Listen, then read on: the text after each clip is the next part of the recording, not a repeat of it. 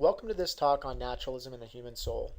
If you found this video, perhaps it's because you searched YouTube using terms like naturalism, or soul, or consciousness, or maybe you just landed here by accident. Regardless of how you arrived, I'm glad you're here and I hope that you have an opportunity to watch this video in its entirety, because even if you're not familiar with the term naturalism, you are often, though subtly, exposed to its influences through the movies, TV shows, and news coverage you watch, as well as the books and magazines you might read. If you're in school, you're certainly being introduced to naturalistic assumptions, and after watching this video, you may find yourself surprised at just how many assumptions you've accepted uncritically because you simply didn't see them. Now, for those of you who may hold to naturalism and know that you do, I invite you to stay and consider some of the ideas that I interact with. Based on this title slide, I probably won't have to convince you that I'm approaching this matter from a defined point of view. And I know how challenging it can be for me to listen to the opposite side of beliefs that I hold with strong conviction, especially when I don't have a direct avenue to respond to what's being offered. So if you do watch this video, I'll have to ask you in advance for your patience, as I know that many of these assertions and conclusions will certainly be offensive to you. I can assure you, however, that I mean no disrespect. If I have misrepresented your view through factual error or incompleteness, I've done so out of ignorance, not malice. So please try to hang in there with me, and at the very least, maybe I'll introduce some lines of thought that perhaps you have yet to encounter. So what about me? Who am I, and what qualifies me to speak with authority on this topic? Well, admittedly, I'm a mere graduate student, whose personal interests have led me into the exploration of these kinds of issues. That's really to say I won't be able to dazzle you with my resume. However, if I had impressive credentials to tell you about, I hope you would take that with a grain of salt and evaluate this presentation on the merits of its content instead of my merits, or lack thereof. In fact, I'd prefer that you interact with this subject in the most critical way possible. Question everything. Think deeply. Challenge your own assumptions and conclusions. Because if either of the alternatives I present turn out to be true, it should have a profound impact not only on how you see and interact with the world, but how you view your relationship to God, eternity, and to your life beyond this world. So without further delay, let's look briefly at an overview of what we'll be covering. First, we'll want to cover our key terms, specifically what is naturalism, and what do I mean when I refer to the soul. These terms will lay the foundation for considering some of the primary implications of naturalism. For example, how do we view the soul in light of naturalism, and what does naturalism entail in terms of a world and life view? Those implications will, in turn, provide our point of departure, where we'll introduce some additional terms and tools helpful for this talk. We'll then dive into the substance of our topic and consider the rationale for the existence of the soul, and this will include several lines of thought. For example, things like thought itself. What is it? Specifically, is it merely a physical phenomenon, or does it have properties which suggest it's something more than that? We'll close with some final observations, and I'll provide some reference material that you may want to consider for further study. As with any topic, it's first important to examine our key terms to ensure we're clear on meanings within the context of our subject. Very simply stated, naturalism is the view that nature or physical stuff is all that exists. As the late Carl Sagan put it, the cosmos is all that is, was, or ever will be. Practically speaking, what this means is that all phenomena can be reduced to the language of physics and chemistry. By implication, anything that cannot be reduced to naturalistic terms is downgraded to a lesser category of knowledge or simply eliminated altogether. For example, given naturalism, such notions as ultimate meaning, value, and purpose are unknowable at best and merely delusions at worst. In regard to the human soul, we are taking a historic Christian view. That is to say, in its simplest terms, the soul is the I, or the self. You are your soul. Specifically, the soul is a non-physical or immaterial substance. A substance in this context means an individual thing that remains the same through change. For example, when John was 10 years old, he was 5 feet tall. But by the time John was 20 years old, he was 6 feet tall. A change occurred between the ages of 10 and 20, but John remained himself throughout the process of change. It should be noted here that the rejection of a duality of substances, that is to say, a denial of the distinction between the physical and non-physical, has found its way into Christian thought. Even such notable theologians as Wolfhart Pannenberg have asserted that substance dualism presents an artificial separation. The reasons for this fall outside the scope of this particular talk, but it is my general opinion that such conclusions are, at least in part, arrived at as a result of secular pressures. In addition to being a non-physical substance, the human soul is the container of consciousness. That is to say that the soul contains the totality of one's mental states. More will be said regarding the specifics of mental states as we proceed.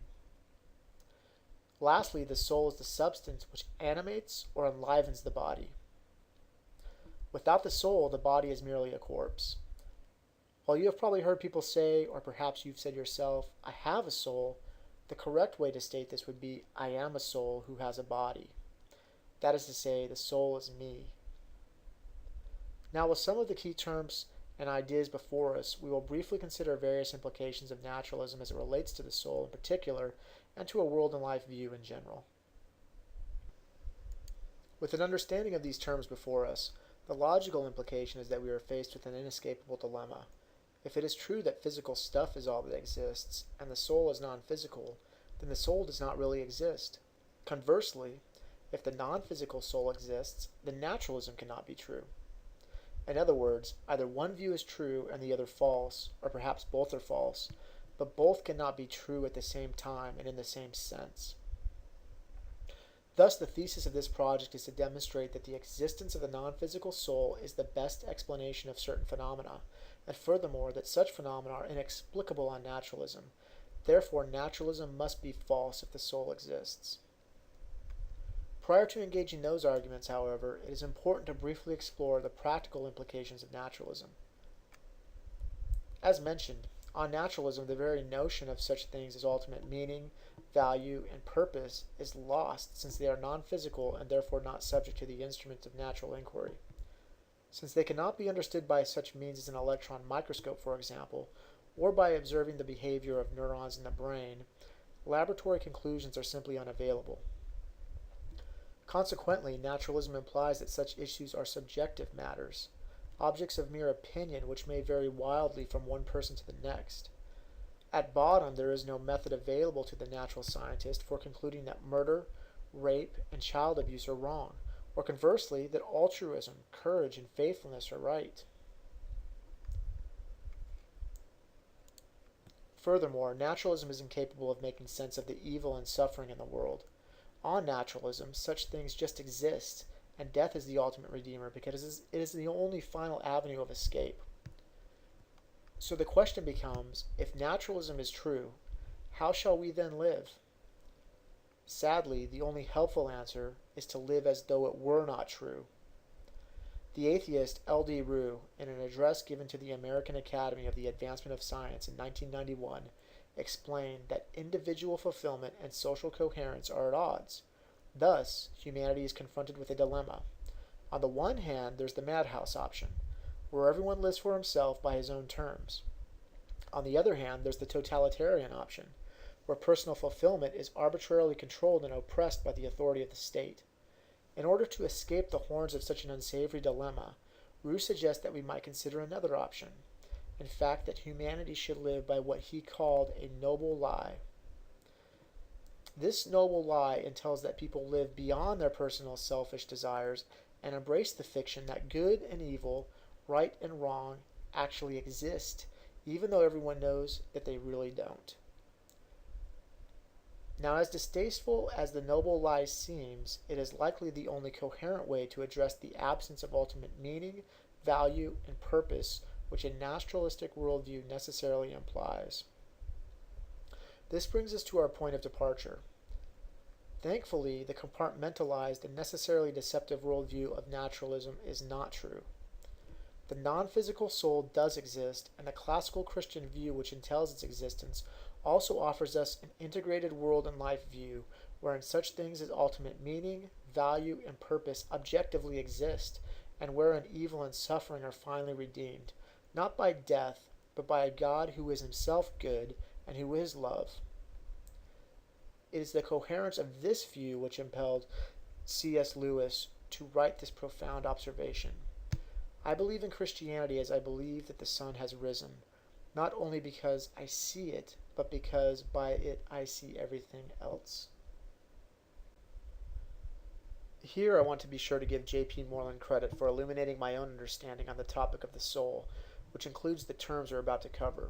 It is helpful to have a grasp of these terms, as I will be referring to and comparing such things as mental states and brain states throughout the presentation. So for starters, we want to understand what a property is. Very simply, a property is a quality, attribute, or characteristic.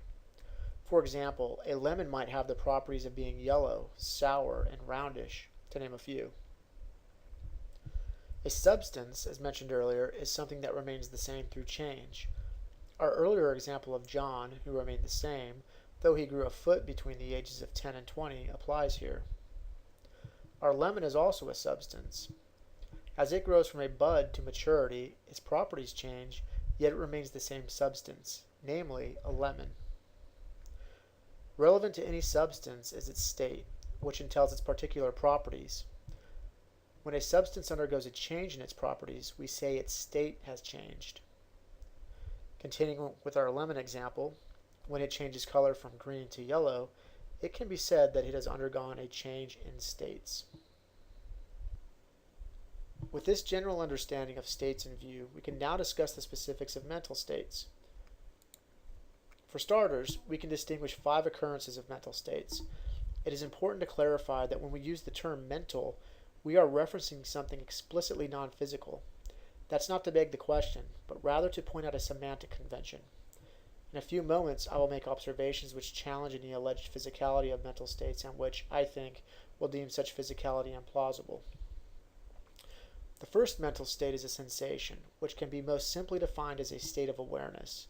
Sensations can be internal, such as a feeling of hunger, or of love, or of anger, and they can be external in the form of an awareness of something, such as awareness of blue, in which case you would be having a sensation of blue, or, to put it more philosophically, you would be in the state of being appeared to bluely. This sort of adverbial language is used to describe sensations. Sensations are neither true nor false, but they can be accurate or inaccurate.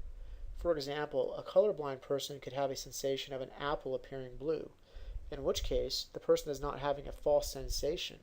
The sensation is what it is. Nevertheless, the sensation is not accurate in that the apple is actually red. Next, we have thoughts, which are mental contents that can be either true or false. You can only have thoughts while you're thinking about them. That is to say that thoughts are in the here and now. Though you can think about past thoughts, nevertheless, that would still be a present and soon-to-be fleeting thought. In contrast to thoughts, we also have beliefs. These are what you take to be true or take to be the case.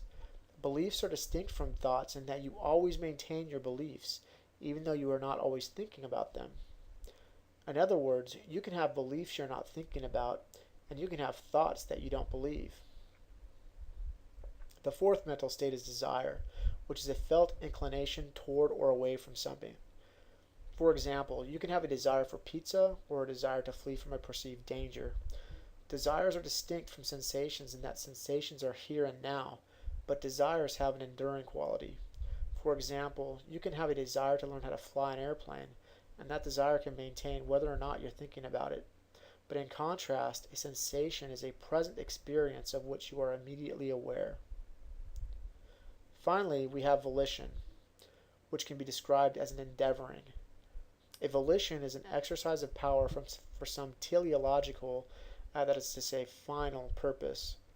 To use volition in an example which sums up all of our terms, you might exercise your volition to eat pizza because you thought about a belief which indicated that pizza would satisfy your desire to curb your hunger sensation. This example, while clumsy, illustrates a practical way that your mental states work in conjunction with one another while retaining their distinctiveness. With an understanding of these mental states, we can begin to see how the self-presenting nature of their non-physicality poses a problem for naturalism. In response, the naturalist asserts that what we are calling mental states are not really mental at all. Rather, says the naturalist, what appear to be mental states are actually reducible to brain states. In fact, the naturalist continues, the language pertaining to mental states is just a non-technical way of describing brain physiology at any given time. Therefore, according to naturalism, you are your brain. Here, it's important to pause and identify the difficulty that the naturalist encounters in communicating even a simple point. That is, the borrowing of the appropriately mental language of you and your, hence the quotations. If there is no actual you or self, then there is no owner of the brain. It just carries on business ownerlessly, according to the inviolable, predetermined laws of nature. As will be demonstrated later, the consequences of this kind of determinism carry what I consider to be insurmountable difficulties for such important matters as law and justice. Setting that aside for now, we can see that if you are merely your brain, then it follows that there is no Christian conception of the immaterial soul, and therefore there is no soul to redeem. And this is where it becomes clear why a philosophy such as naturalism would proliferate in the manner it has in a fallen world, where, as Paul tells us, the God of this world has blinded the minds of the unbelieving, so that they might not see the light of the gospel of the glory of Christ. If you're watching this and you're a Christian, and especially if you're a Christian apologist, we are given a mandate to destroy speculations and every lofty thing raised up against the knowledge of God. In the case of philosophical naturalism, Dr. R. Scott Smith has appropriately dubbed naturalism the taproot by which other destructive philosophies find their grounding. Thus, if we are successful in defeating naturalism, the godless speculations which stem from it will eventually lose their footing and diminish in influence. With our terms and imperative in place, we will need to consider a final philosophical tool which will aid in developing our arguments: the law of identity. As with physical laws, such as gravity and entropy, the laws of logic are likewise inviolable. Incidentally, the existence of the laws of logic themselves is irreducible to physical explanations, and therefore a powerful argument against naturalism. As it turns out, the existence of the laws of nature cannot be explained naturalistically either, since those laws must somehow transcend nature in order to govern it. Back to the law of identity. We can state it as follows: if anything x is identical to anything y, then whatever is true of x will be true of y, and whatever is true of y will be true of x. If it turns out that something is true of x that is not true of y, or vice versa, then x and y are not identical. The practical way to state this is that in order for x and y to be identical, they have to be the very same thing. Or, as simply as possible, x is itself and not something else.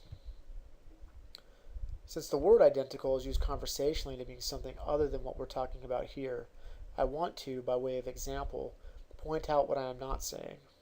Let's consider identical twins.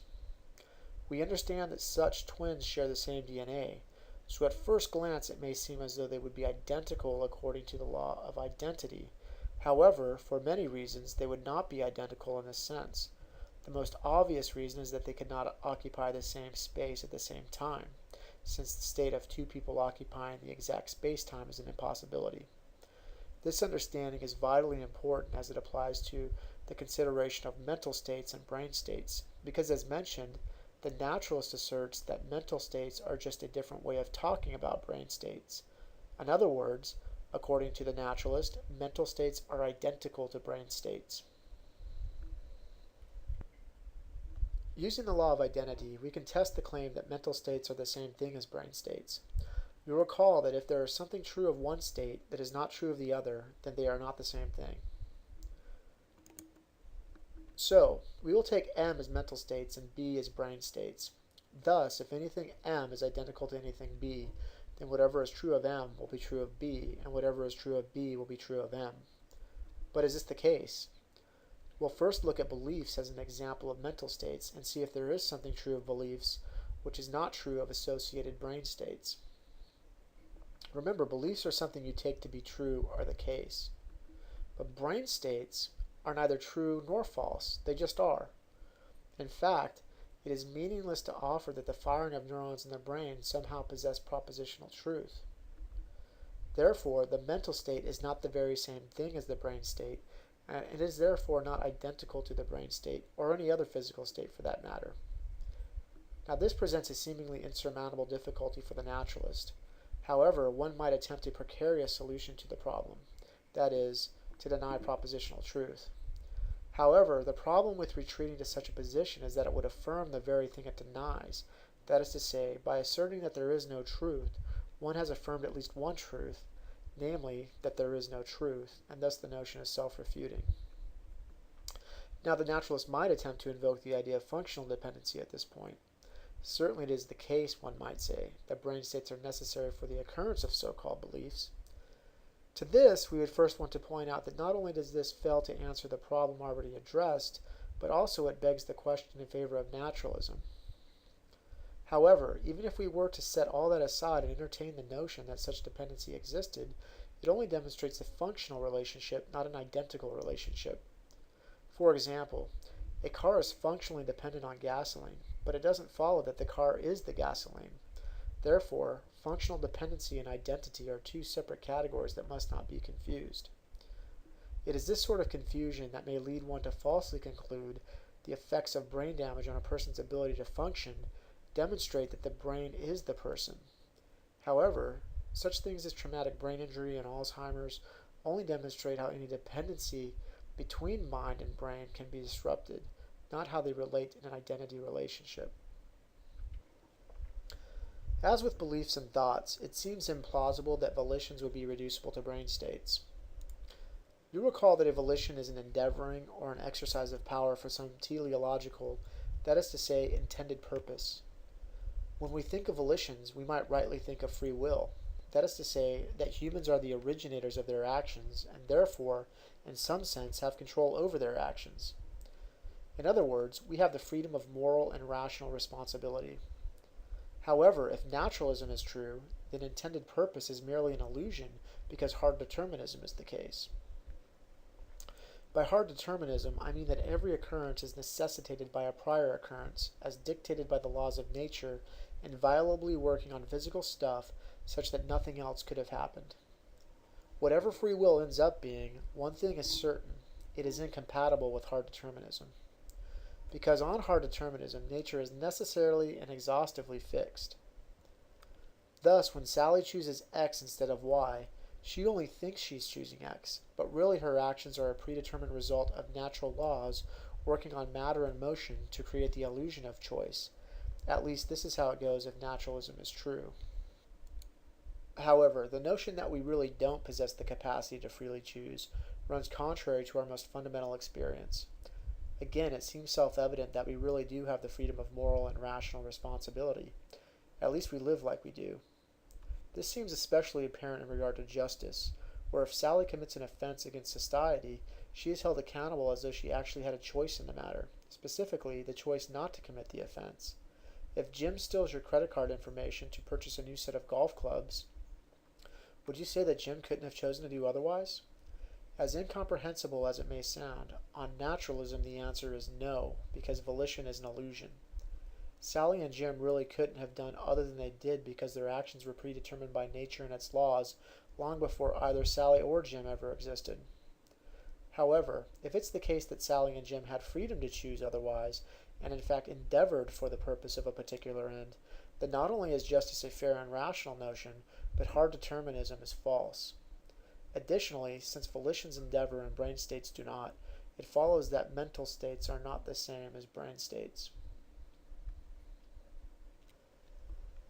Focusing in on the idea of law and justice for a moment, Kevin Lewis, an associate professor of theology and law at Biola University, observes that the very concept of law and justice is incomprehensible within a strictly naturalistic worldview.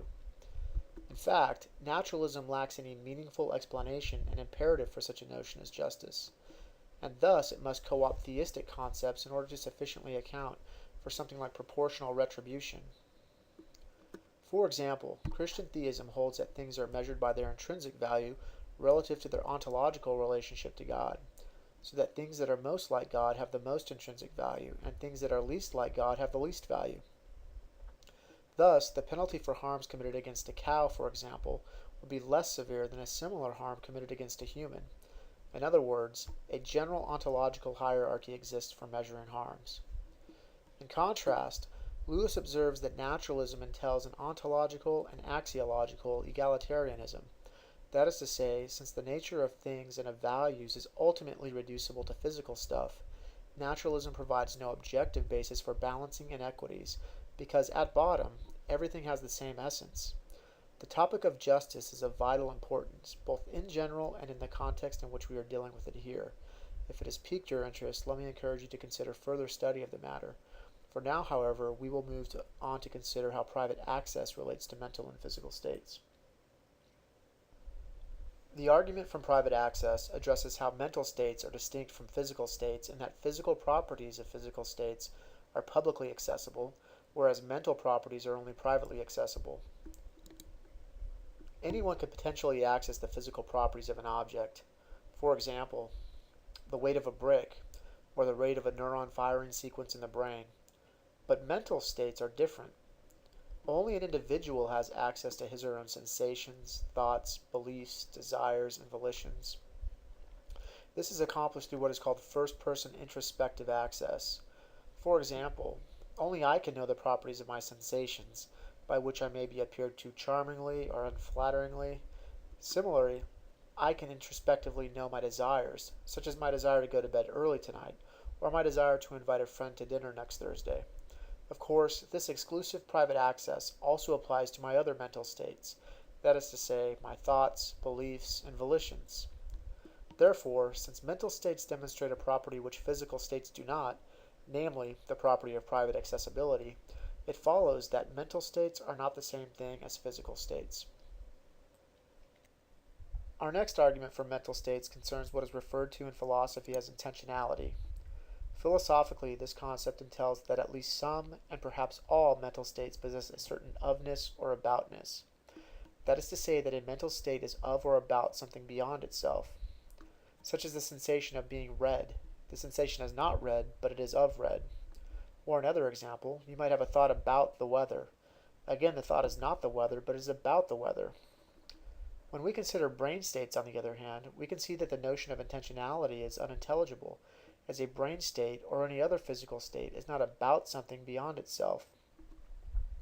This presents a serious problem for the naturalist, as is implied by naturalistic attempts at reducing intentionality to a mechanical process of inputs and outputs, similar to what we would observe in a computer. Thus, neurocomputational models, such as offered by Paul and Patricia Churchland, make the brain out to be a syntax machine by which causal relations create the illusion of intentionality. However, to reduce intentionality to a merely syntactical problem would imply a denial of real meanings or semantics. Furthermore, the idea of syntax itself seems problematic apart from semantics, since syntax requires a context of meaning beyond itself for coherence. In any event, to refute the naturalistic rejoinder to intentionality, John Searle has formulated a response called the Chinese room argument, which demonstrates that syntax is insufficient to account for meaning. This short and clever video depicts Searle's argument. 60-second adventures in thought. Number 3. The Chinese room. Can a machine ever be truly called intelligent? American philosopher and Rhodes scholar John Searle certainly can. In 1980, he proposed the Chinese room thought experiment in order to challenge the concept of strong artificial intelligence, and not because of some 80s design fad. He imagines himself in a room with boxes of Chinese characters he can't understand and a book of instructions which he can.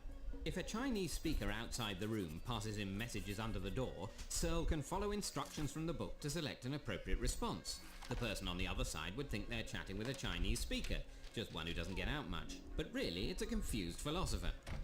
Now, according to Alan Turing, the father of computer science, if a computer program can convince a human they're communicating with another human, then it could be said to think.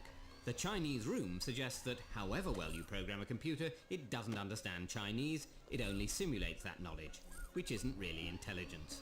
But then sometimes humans aren't that intelligent either. As the video demonstrates, the Chinese room represents a syntax machine. It receives inputs and processes outputs. This is equivalent to what computers and in some sense brains do. But notice what the Chinese rooms, computers, and brains do not do. They do not understand intended meanings, which lie beyond the inputs and outputs they process. Thus, brain states imitate an understanding of meanings, but they do not actually possess it. In contrast, mental states, such as thoughts and sensations, do possess an understanding of meanings. Therefore, brain states are not the same thing as mental states. This brings us to our final consideration for the existence of the soul, that is, the unity of consciousness. The idea behind the unity of consciousness is very simply that consciousness is not divisible, because you, the conscious self, unify your experiences. To illustrate this, we will consider what can be called the basic experience of the self. Perhaps you're sitting on the couch one evening when you have a sensation of thirst and decide to walk across the room to get a glass of water from the kitchen. In the process of doing this, you notice the clock and realize it's getting late. You also hear the neighbor's dog bark from across the street. And when you make it to the kitchen, you spot a batch of freshly baked cookies on the counter and desire to have one.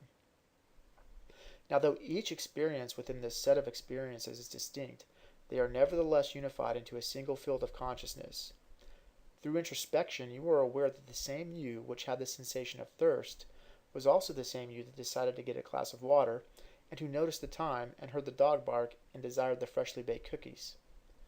The same you who began the set of experiences is the same you who existed at the middle and end of the set.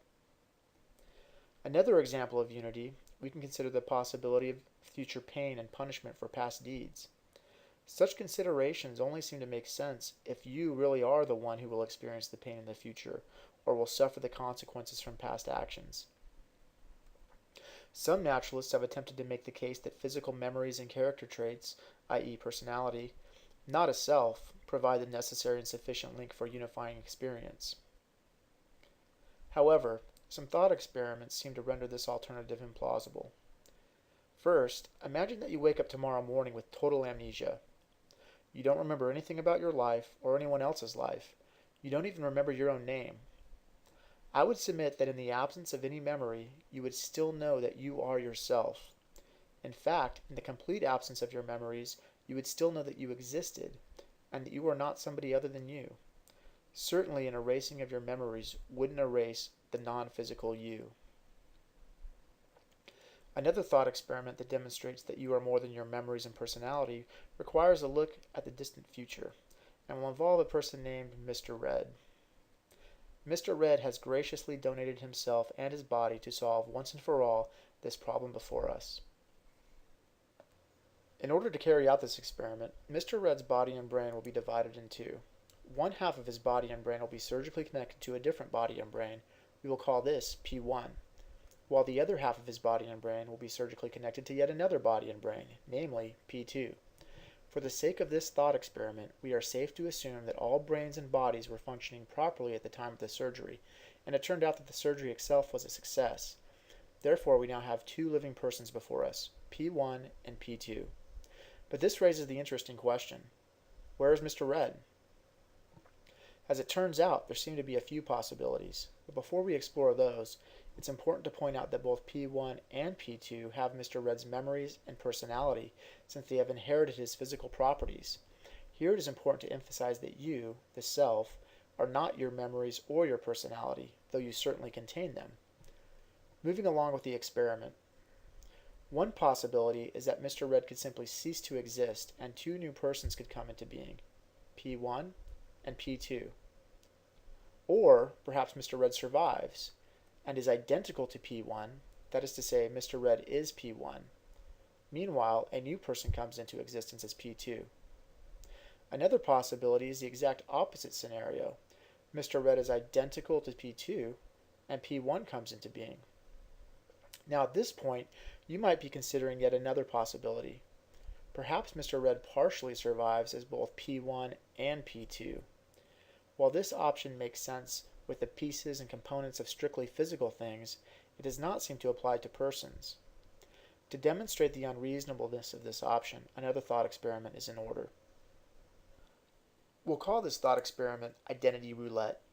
You have been captured by a mad scientist who will cut your body and brain in half in the same manner that we saw with the Mr. Red experiment.